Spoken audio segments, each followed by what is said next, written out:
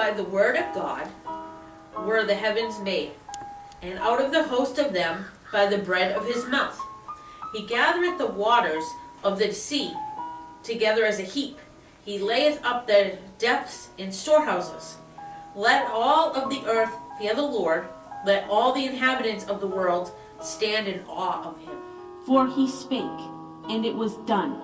He commanded, and it stood fast.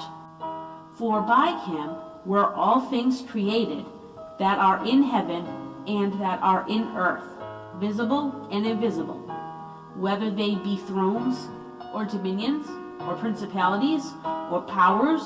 All things were created by him, and for him. And he is before all things, and by him all things consist. And the heavens declare the glory of God, and the firmament sheweth his handiwork.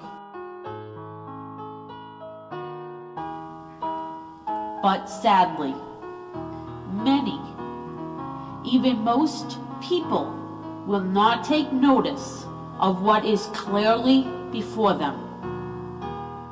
Most people ignore and disregard the God of heaven that made them and gave them life. Thanklessness, without gratitude, they go about their daily existence choosing the vain pursuits of this present world instead of the things above, which never pass away, the treasure of knowing the living God. For the invisible things of him from the creation of the world are clearly seen, being understood by the things that are made, even his eternal power and Godhead, so that they are without excuse.